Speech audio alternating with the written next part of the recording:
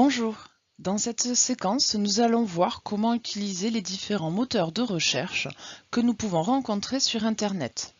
Deux familles, les moteurs de recherche généralistes du type Google et Bing et les moteurs de recherche internes sur certains sites qui nous donnent cette option. Allons voir comment cela fonctionne.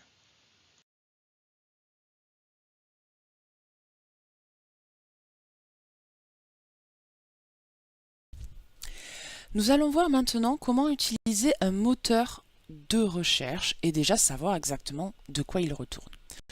Je commence par lancer le navigateur internet de mon choix. En l'occurrence, j'ai Google Chrome.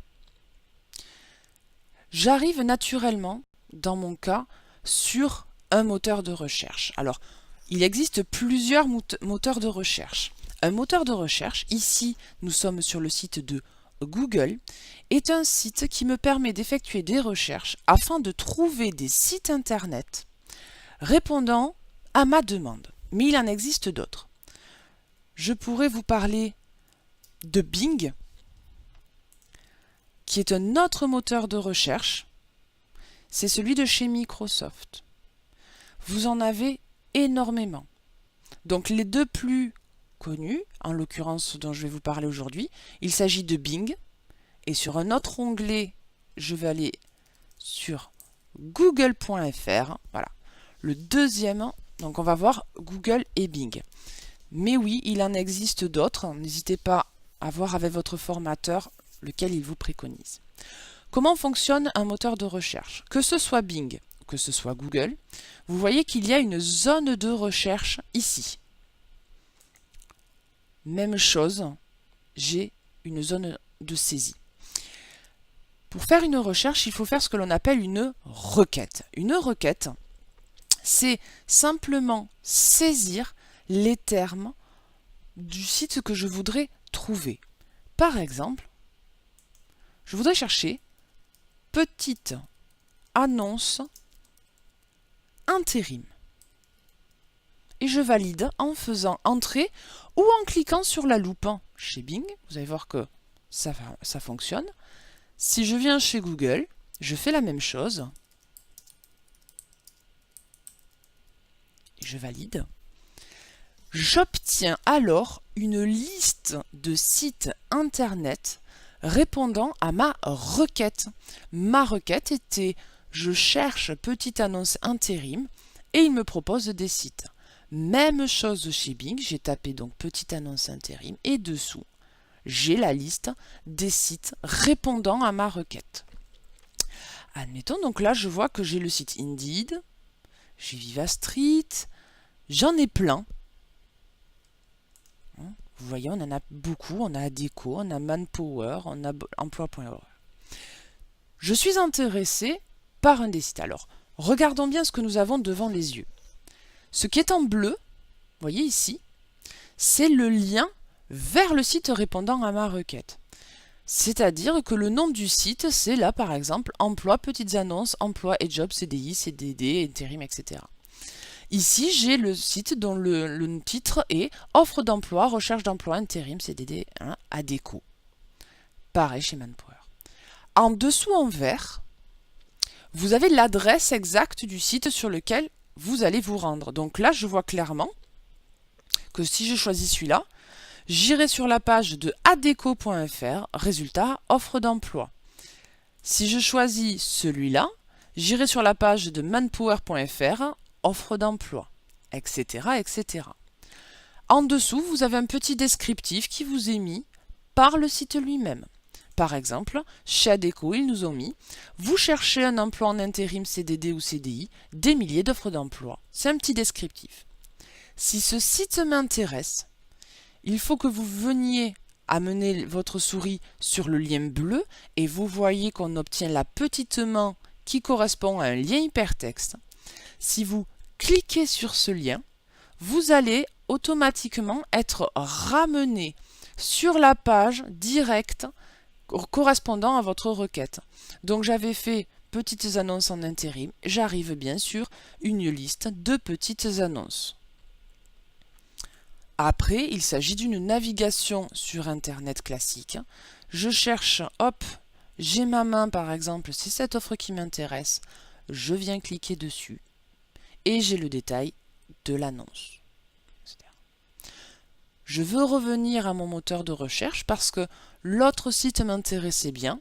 J'utilise ma petite flèche une fois, deux fois, et je vais revenir comme ça,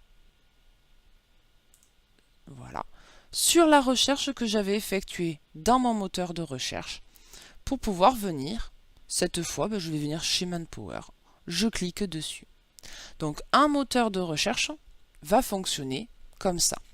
Il va me permettre donc, je vais cliquer sur la petite maison pour revenir à mon Google, justement. Je peux effectuer une recherche sur des sites.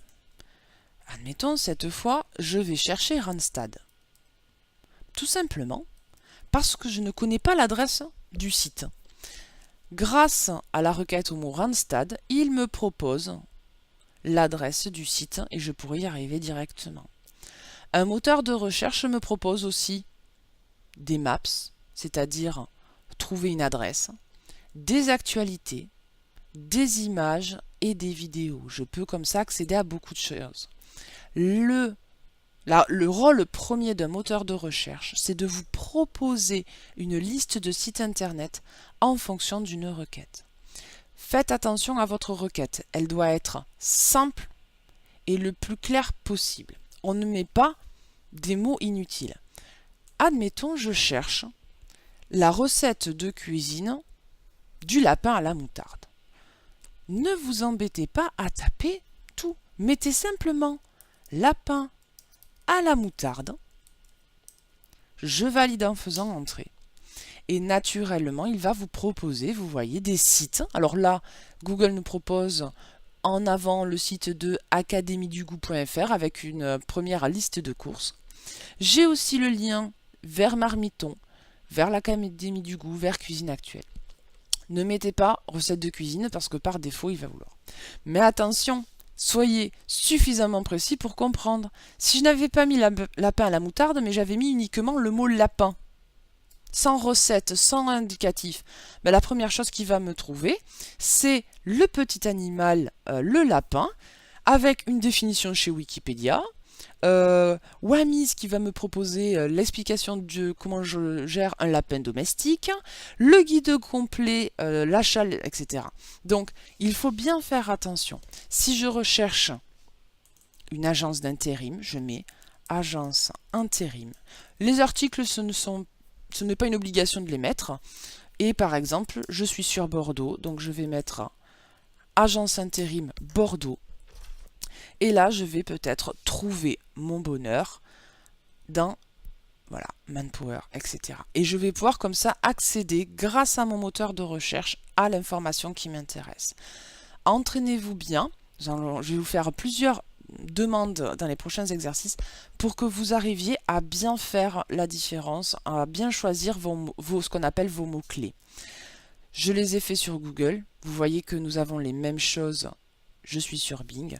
Si je mets agence intérim, allez, je vais déménager, je suis plus à Bordeaux, je vais être à Nice, je valide. Et donc, pareil, il me propose des agences d'intérim sur Nice, ainsi que les sites correspondants. Voilà pour le moteur de recherche. On va bientôt s'entraîner. À tout de suite. Nous avons vu précédemment qu'il existait donc des sites de type moteur de recherche. Sachez que certains sites ont également, à l'intérieur du site lui-même, un moteur de recherche qui va non pas, comme nous l'avons vu, me chercher tous les sites répondant à ma recherche, mais va rechercher au cœur du site ce dont j'ai besoin. Je me suis placé dessus, le site de Pôle emploi, comme vous pouvez le reconnaître, et on voit qu'on a effectivement des zones de recherche. Le logo de la loupe vous indique très régulièrement qu'il s'agit d'une recherche, ou alors avec le mot « rechercher »,« lancer ma recherche », etc. Vous allez pouvoir, dans ce cas précis, faire une recherche précise. J'ai une première zone, ici, où je vais mettre mes fameux mots-clés.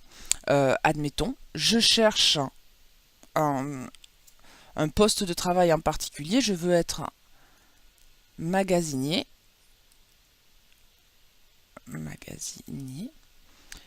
Et à côté, je vais pouvoir chercher le lieu de travail. Admettons, je veux travailler à Marseille. Il me propose les différents arrondissements, etc. Je vais laisser Marseille tout court et je peux lancer ma recherche en cliquant sur la loupe. Et ça va effectuer une recherche de poste sur le site de Pôle emploi en fonction des mots-clés que j'ai choisis et du lieu que j'ai mis. Et là, on voit que, comme je n'ai pas choisi dans la liste, il me donne la Seine-et-Marne, c'est pas tout à fait Marseille. Alors, je vais peut-être la relancer en étant plus précise. Allez hop, je vais faire Marseille dans le 6e arrondissement. Et là, on voit qu'il me propose, ok, le 6e arrondissement, mais est-ce que je peux aller un peu plus loin? Et là, je vais dire 40 km autour du 6e. Je relance ma recherche. Et là, par contre, je vois bien que j'ai magasinier sur Marseille. Et j'obtiens bien ma recherche. Donc, c'est le même principe qu'un moteur de recherche, mais au lieu d'être général à tout Internet, c'est vraiment spécifique au site sur lequel je suis. Et là, en plus, vous voyez que sur le côté, on pourrait aller encore plus précisément. Quel type de contrat m'intéresse? Je peux choisir que les postes d'intérim. Et vous voyez que là, j'ai les postes d'intérim, les offres d'emploi correspondantes. Lorsqu'une m'intéresse, je peux venir cliquer. Vous voyez qu'on a notre main qui nous dit effectivement qu'il y a un lien hypertexte. Je viens cliquer sur le titre de l'annonce et je vois le contenu de l'annonce en détail avec le titre, le lieu, la date d'actualisation de l'offre, le numéro de l'offre, etc., etc. Donc vous voyez que c'est très utile de chercher à l'intérieur d'un site, parce que ce résultat-là, de magasinier à Marseille, je ne l'aurais pas eu depuis un moteur de recherche généraliste comme Google ou Bing que nous avons vu précédemment. C'est vraiment intérieur à un site. Je vais faire un autre petit cas pour vous montrer. Si je viens, donc, hop, petite maison, je vais revenir à mon moteur de recherche. Je veux un site de recettes de cuisine. Je vais faire quelque chose de très généraliste pour que vous voyez. Il m'en propose plusieurs et je vais choisir Marmiton. Donc, j'ai fait mes mots de recherche. Tac, je viens choisir le site qui m'intéresse. Et à l'intérieur, je vois effectivement que à l'intérieur du site Marmiton, j'ai également une zone de recherche. Je viens cliquer et je lui dis que je recherche une recette de Charlotte au chocolat. Je valide en faisant entrer au clavier et il va me proposer les recettes de Charlotte au chocolat contenues dans le site de Marmiton. Donc voilà, c'était la petite différence entre le moteur de recherche généraliste comme Google et Bing et un moteur de recherche interne au site. Et voilà, cette séquence est à présent terminée. Nous venons de voir ensemble comment utiliser efficacement les différents moteurs de recherche qui s'offrent à vous lorsque vous naviguez sur Internet. Nous avons vu les moteurs de recherche généralistes qui me permettent en fonction d'une recherche d'obtenir des listes de sites correspondant à ma demande. Et nous avons vu également les moteurs de recherche internes qui, eux, ne me proposent que des réponses en fonction de mes mots de recherche, mais que à l'intérieur du site. Nous l'avons vu avec Pôle emploi et nous l'avons vu avec la recette de cuisine. Passons maintenant à un petit peu de pratique.